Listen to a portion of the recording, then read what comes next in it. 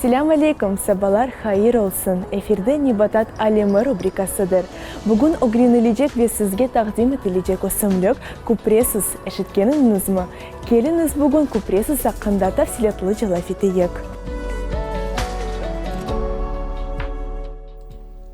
Купресус бу вақыт ешіл олған ине япраклы осымлықтыр. Шимали Америкадан бізім тарафларымызға келді. Имыш тереклердің қорантасына да кіре. Бу осымлықлеріні чоғысы аларда тек тышта отырталар. Тек базы чешетлеріні евдеді тұталар. Купресусты композициялар или сачы бақчаларыны яраштыралар. Бу осымлық башқа чечеклерінен де гүзел көрініп келе. Тышқы тарафындан купресус күчік имыш терегіне ошай. Оның бойы қарарнен 30 сантиметрлерден 1,5 метрге кете біле. Табият шарайтлерінде есе 40 метргеже осып келе. Кевдесі қалын дегіл, қаверенкілі яда көл төслерінде ола. Яш осымлықның пұтақлары уфақ, емшақ инелерінен қапланған.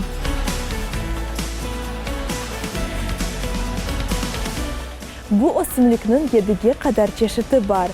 Бу еді чешіт есе өзіне бетінде башқа сойларына да бөліне. Купресусны бақмаға пек қолай. О өз сайыбыны чоқ вақыт қуандырсын деп бірқач қайделеріні riayet етмек керектір. Бұл осымлық суықларыны sevмей. Орта араретте яқшы өсе. Язда 15-18 дәрежені тешкіл еткен авада өсе біле. Қышта есе салқын одаларда тұтмақ керектір. Купресус вақыт теміз аваға лайықтыр. Ве әлбетте бұл осымлықны sıcak ерлерге де қоймақ керекмей. О суыны севе, ама башқа тарафтан чоқ су varmaq gerekmi? Barde haftada 2-3, kışta ise haftada 1 kere su varalar ve yaz vakitinde tışqa çıkarıp onu sıkça su varmaq gerektir.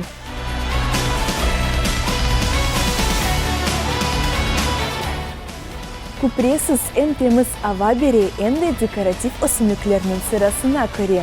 Şunun için onun öz azbarınızını yaraştıra bilesiniz.